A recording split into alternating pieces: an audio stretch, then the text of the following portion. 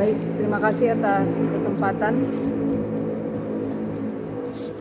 Bismillahirrahmanirrahim. Assalamualaikum warahmatullahi wabarakatuh. Yang kami hormati Camat, dalam hal ini yang diwakili oleh Sekretaris Kecamatan. Yang kami hormati Kasih PMD Kecamatan Petombagu Selatan. Yang kami hormati Kasih PKP Kecamatan Petombagu Selatan. Yang kami hormati Sangadi Kopandakan 1, yang kami hormati Sekretaris BPD, yang kami hormati Ketua BPD, Wakil Ketua BPD, Sekretaris BPD dan anggota, yang kami hormati Ketua Tim Penyusun RKP tahun anggaran 2023 bersama dengan anggota tim penyusun RKP Desa Kopandakan 1. Terkait apa yang sudah disusun oleh desa untuk tahun 2023, kami di sini tidak memberikan banyak koreksi terkait apa yang sudah disusun. Adapun yang perlu kami cermati di sini adalah terkait dengan sumber pembiayaan, terutama kegiatan dana desa. Dan untuk kegiatan dana desa, seperti yang sudah kita ketahui bersama bahwa untuk kegiatan dana desa kita berdasarkan sebagaimana diamanatkan oleh Undang-Undang Permendes Nomor 8 Tahun 2022 tentang prioritas penggunaan dana desa. Memang ini sudah dibahas berkali-kali di desa, tapi saya akan menyampaikan secara singkat apa yang merupakan kesesuaian yang ada di RKP dan yang ada di Permendes Nomor 8. Nah, seperti yang sudah kita ketahui bahwa prioritas penggunaan dana desa tahun 2023 itu ada 3. Yang pertama pemulihan ekonomi, kemudian mendukung program prioritas nasional, kemudian yang ketiga mitigasi bencana alam dan non-alam. Nah, untuk pemulihan ekonomi nasional sesuai dengan kewenangan desa itu secara singkat bisa untuk kegiatan pendirian pengembangan BUMDes. Yang kedua, pengembangan usaha ekonomi produktif atau UEP yang dikelola oleh pengurus BUMDes. Kemudian yang ketiga adalah pengembangan desa wisata. Nanti ini akan disesuaikan dengan RKPdes dan usulan yang ada. Apakah usulan-usulan di tahun 2023 itu terdapat usulan terkait dengan pemulihan ekonomi, pendirian BUMDes, peningkatan ekonomi produktif, kemudian pengelolaan desa wisata apabila desa tersebut ada mengelola kegiatan wisata di desa. Nah, contoh-contoh kegiatan kita cuma mau kasih yang secara singkat karena kita tahu di Kopandakan sudah beberapa kali dilakukan pertemuan internal antara BPD dan pemerintah desa membahas tentang Permendes ini. Nah, untuk unit-unit usaha yang secara umum itu contoh-contohnya bisa pengelolaan air minum, pengelolaan sampah, pengembangan produk pertanian, perikanan yang ada di desa. Kemudian kalau untuk pengembangan desa wisata, kalau misalnya di desa ada potensi wisata, misalnya bisa untuk kegiatan pembangunan, pemeliharaan gazebo, pondok wisata, homestay, rumah tinggal sementara, atau kegiatan promosi desa wisata, atau kegiatan pelatihan pengelolaan desa wisata. Nah, ini nanti disesuaikan dengan RKP desa setiap tahunnya. Selanjutnya, untuk kegiatan program prioritas nasional sesuai dengan kewenangan desa, secara singkat saya jelaskan ada 9 prioritas kegiatan yang mendukung program prioritas nasional. Yang pertama, perbaikan dan konsolidasi data SDGs. Nah, seperti yang kita ketahui bersama bahwa data SDGs ini memang belum terinput 100%. Torang harapkan di evaluasi nanti kita bisa menyediakan data SDGs kepada pemerintah kota dan tim evaluasi yang ada di tingkat kabupaten, agar harapannya begini, Kementerian Desa memberikan peluang untuk kegiatan perbaikan dan konsolidasi data SDGs. Kalau data manual yang lama belum tersedia, bagaimana orang mau lakukan perbaikan? Sedangkan data-data yang ada saat ini memang banyak DP kekurangan. Terutama data kemiskinan atau data pendapatan masing-masing penduduk itu belum lengkap. Sehingga direkomendasi data SDGs untuk Desa Kopandakan 1 memang DP kemiskinan ekstrim itu tidak muncul DP rekomendasi kemiskinan ekstrim. Karena di data yang tersedia di data individu itu tidak termuat berapa pendapatan per kapita yang ada. Karena data kemiskinan ekstrim diperoleh dari data per kapita. Ya, itu yang dari kita lihat di data SDGs. Kemudian yang kedua, mendukung program prioritas yang kedua adalah ketahanan pangan nabati dan hewani. Nah, untuk Desa Kopandakan 1 memang Kementerian Desa sangat mengapresiasi kegiatan yang tahun ini sudah dilaksanakan. Karena dari 6 desa, cuma Desa Kopandakan 1 yang melakukan kegiatan ketahanan pangan dengan pola PKTD, pola padat karya tunai, yang membuat kebun desa atau kebun labu madu itu yang sasaran utama dari Kementerian Desa. Tidak melihat berapa DP anggaran, berapa DP jumlah anggaran, tapi itu pola PKTD itu tercapai. Karena di desa-desa lain, dorong cuma mau kasih untuk ketahanan pangan cuma bibit. Tidak ada lahan kosong atau lahan milik desa atau kas desa yang dimanfaatkan oleh desa untuk melakukan ketahanan pangan dengan pola padat karya tunai. Nah, pola padat karya tunai. Jadi tahun ini memang Desa Kopandakan mendapat apresiasi dari koordinator provinsi terkait dengan tepatnya sasaran kegiatan PKTD untuk kegiatan pertanian. Diharapkan di tahun ini kalau masih bisa berlanjut disesuaikan lah kalau masih ada kegiatan yang sama.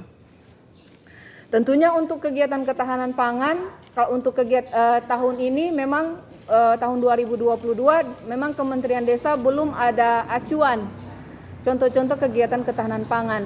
Tapi di bulan Juli oleh Menteri sudah mengeluarkan SK nomor 82 tentang pedoman penyusunan kegiatan ketahanan pangan. Di situ sudah dijelaskan secara rinci, begitu juga di Permendes nomor 8. Intinya kalau untuk ketahanan pangan boleh mau kasih bibit, boleh juga dengan pola yang sudah dilaksanakan oleh Kopandakan 1 tahun ini. Atau kegiatan yang mendukung sarana prasarana yang mendukung ketahanan pangan. Misalnya saluran irigasi yang sudah Kopandakan laksanakan, talut, kemudian jalan kebun. Nah, itu untuk sarana prasarana yang mendukung ketahanan pangan. Selanjutnya pencegahan dan penurunan stunting. Ini sudah jelas karena pemerintah kota sudah mengintervensi jenis-jenis kegiatan atau kegiatan apa yang bisa dimasukkan selain pemberian makanan tambahan. Kalau untuk kegiatan sarana prasarana saya kira masih sama dengan yang lalu. Kalau masih ada balita, ibu hamil atau anak usia sekolah yang rumahnya belum ada MCK, bisa untuk kegiatan pembangunan MCK. Atau penyediaan air bersih belum terpenuhi di desa, bisa untuk pencegahan dan penanganan stunting. Kemudian yang keempat, peningkatan kualitas sumber daya manusia, peningkatan kualitas sumber daya warga desa. Contoh-contoh kegiatannya Secara singkat saya bisa sampaikan di sini adalah misalnya kegiatan pengadaan, pembangunan, pengembangan, pemeliharaan sarana prasarana taman bacaan. Kemudian termasuk pengadaan buku. Yang kedua, pengadaan, pembangunan, pengembangan, pemeliharaan sarana prasarana pendidikan, termasuk wahana bermain. Kemudian yang ketiga, pengadaan, pembangunan, pemeliharaan, pengembangan sarana prasarana olahraga. Pengadaan, pembangunan, pengembangan, pemeliharaan sarana prasarana taman belajar keagamaan. Kemudian bantuan insentif guru PAUD itu sudah merupakan kegiatan yang sudah biasa dimasukkan oleh desa. Bantuan operasional juga begitu. Jadi yang baru di sini adalah yang perlu orang cermati di sini adalah pengembangan, pengadaan, pembangunan, pemeliharaan kegiatan sarana prasarana olahraga. Saya lihat tadi di RKP ada. Berarti itu kalau kita lihat itu bisa masuk di prioritas penggunaan dana desa tahun depan, tahun 2023. Selanjutnya prioritas yang kelima adalah peningkatan keterlibatan masyarakat secara menyeluruh dalam hal pembangunan dan pemberdayaan masyarakat desa. Nah, ini contoh-contohnya. Contoh-contohnya adalah kegiatan pelayanan dasar bagi warga lanjut usia, penyelenggaraan forum warga, pemberian bantuan hukum, penguatan nilai keagamaan, pendataan penduduk rentan, pelatihan atau sosialisasi tentang pencegahan kekerasan terhadap perempuan dan anak, termasuk pidana perdagangan anak kalau ada. Nah, itu contoh-contoh kegiatan peningkatan keterlibatan masyarakat secara menyeluruh dalam hal pembangunan dan pemberdayaan masyarakat desa. Kemudian yang keenam, prioritas yang keenam yang mendukung program prioritas nasional adalah perluasan akses layanan kesehatan. Nah, di sini ada prioritasnya ada 4. Yang pertama adalah optimalisasi pelaksanaan program jaminan kesehatan. Kemudian yang kedua, penanggulangan penyakit menular dan penyakit lainnya. Kemudian yang ketiga, pencegahan dan pemberantasan peredaran narkoba. Kemudian pengembangan pelayanan kesehatan sesuai kewenangan desa. Nah, ini karena banyak DP contoh-contoh kegiatan secara singkat yang biasa orang laksanakan di desa, misalnya kegiatan pelatihan kader kesehatan, penyediaan media komunikasi informasi untuk edukasi penyakit menular, sosialisasi bahaya narkoba, bantuan operasional tenaga medis yang belum pernah menerima insentif dari pemerintah kota atau pemerintah desa. Itu contoh-contoh, ada banyak. Kemudian yang ketujuh adalah dana operasional pemerintah maksimal 3%. Dukungan operasional pemerintah desa paling banyak 3%.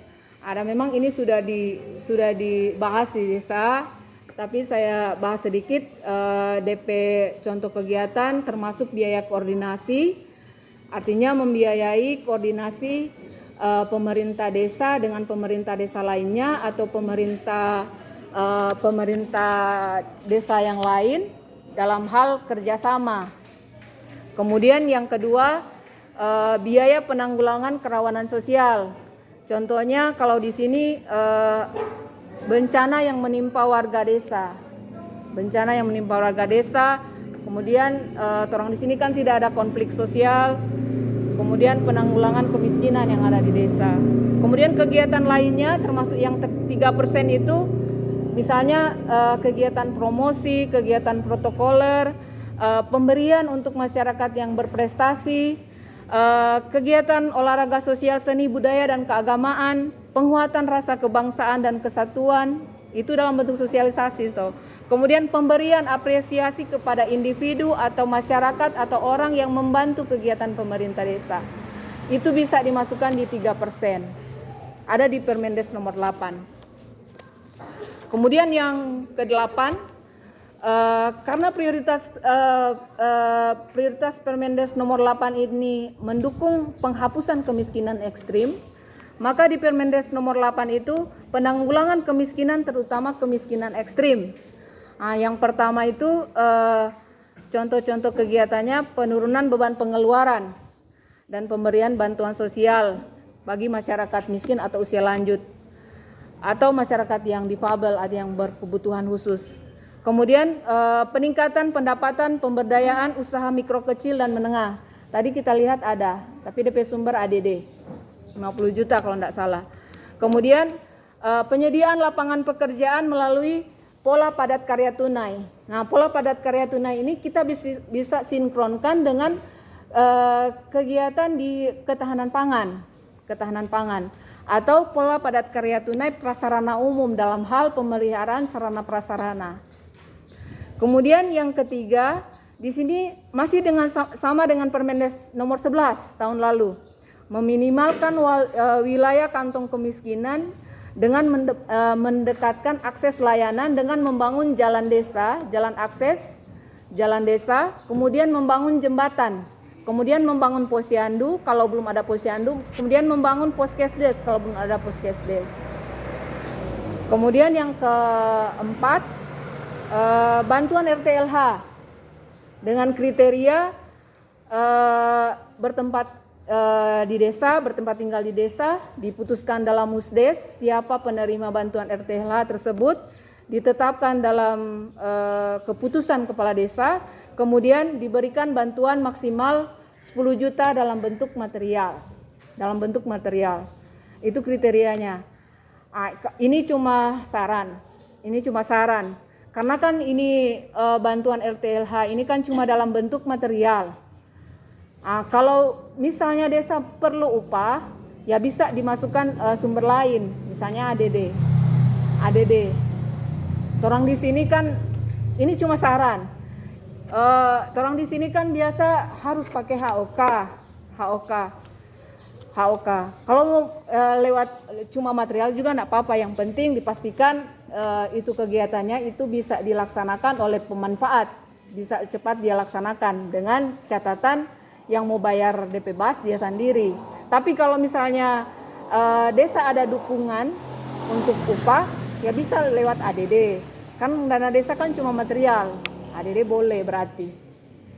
Yang terbaca di Kementerian Desa kan cuma yang DDS. Yang DDS yang sumber material. Ini cuma saran. Kemudian yang terakhir adalah pemberian BLT.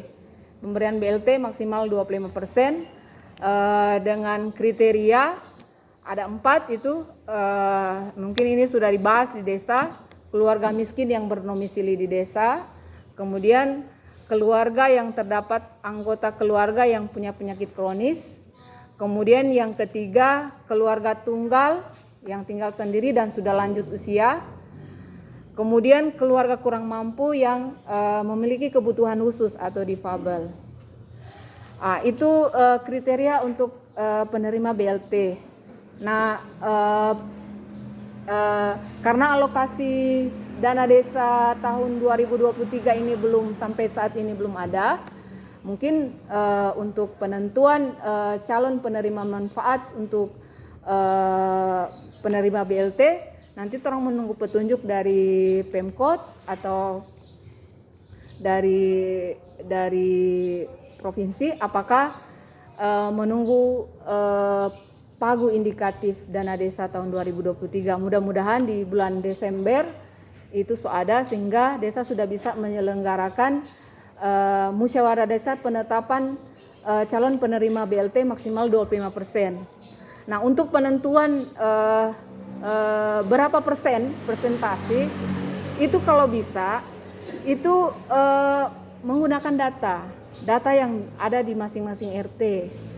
Nah, dari data-data tersebut kita sinkronkan dengan kriteria yang ada, apakah dia masuk di kriteria atau tidak. Kemudian yang kedua, yang terutama dia masuk di kurang mampu, yang miskin ekstrim itu.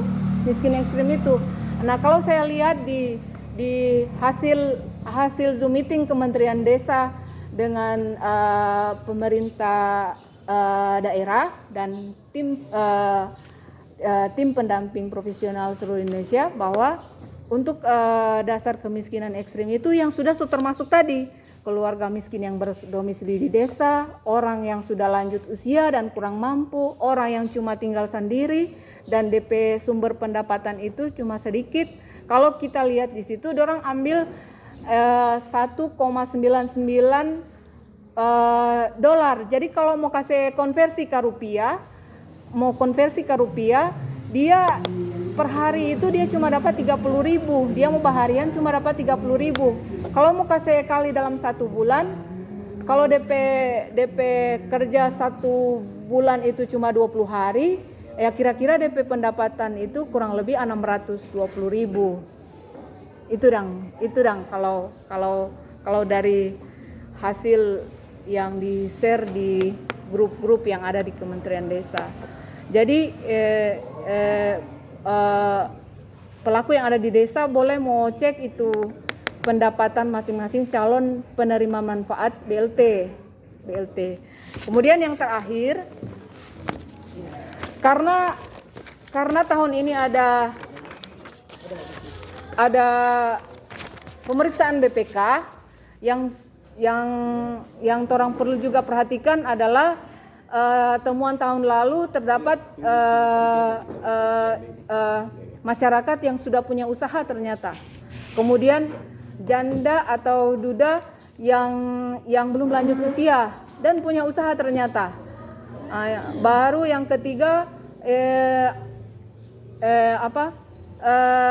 dia satu rumah dengan anak yang sudah punya penghasilan.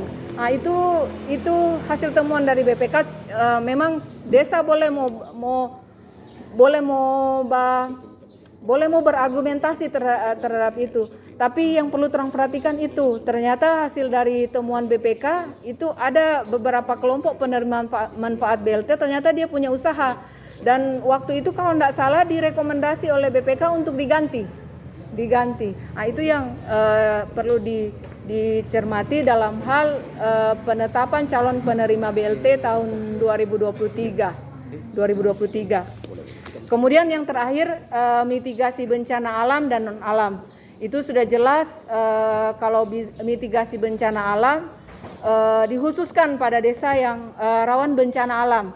Kemudian mitigasi non bencana alam seperti pencegahan penyakit COVID-19 atau penyakit menular lainnya. Memang di PMK tahun pengelolaan dana desa tahun 2023 ini belum ada Pak Kabid. Sambil menunggu itu memang di PMK belum diatur untuk ketahanan pangan berapa persen, untuk pencegahan COVID berapa persen. Sambil menunggu PMK pengelolaan dana desa tahun 2023 berdasarkan dengan rancangan APBN tahun 2023. Kemudian yang terakhir terkait dengan kegiatan yang ada, kami tidak mau merubah apa yang sudah disepakati kemudian dibahas oleh desa. Cuma yang perlu kami pertajam di sini terkait dengan sumber pembiayaan dana desa. Tadi di Permendes di poin 6 tadi untuk kegiatan sarana prasarana dikhususkan untuk penghapusan kemiskinan ekstrim. Misalnya untuk kalau mau bikin jalan atau jembatan, dipastikan DP pemanfaat itu masyarakat yang kurang mampu di desa. Nah, tadi kalau tidak saya salah lihat tadi perlu dikaji ulang terkait dengan pemeliharaan sanitasi air limbah. Tadi 5 juta. Itu kegiatannya apa? Apakah pengerukan sedimen dengan pola padat karya tunai atau apa? Nah, itu perlu dipertajam di rancangan APBD 2023. Kemudian tadi saya lihat ada kegiatan rehab pembuangan saluran drainase. Itu kurang lebih 70 juta. Jadi memang di Kementerian Desa tidak melarang kegiatan-kegiatan apa. Tapi ini kegiatan drainase ini di Permendes ini tidak diprioritaskan dulu. Bisa dimasukkan di APBDes tapi sumber ADD. Mungkin ada kegiatan sarana prasarana olahraga atau pengembangan UMKM tadi yang bisa orang kasih baku tukar DP sumber pembiayaan. Tadi kita lihat pengembangan UMKM DP sumber ADD. Kemudian kegiatan sarana prasarana olahraga 245 juta, mungkin boleh mau kasih baku pisah mana yang bisa didanai oleh dana desa, mana yang bisa didanai oleh ADD. Kemudian yang saluran drainase tadi boleh orang masukkan di ADD. Karena ini tim evaluasi, tetap dorang mau pertanyakan di evaluasi nanti terkait dengan kegiatan saluran drainase. Mungkin itu tambahan koreksi dari kami terkait dengan sumber pembiayaan yang bersumber dari dana desa. Demikian yang bisa kami sampaikan. Mohon maaf kalau ada salah kata.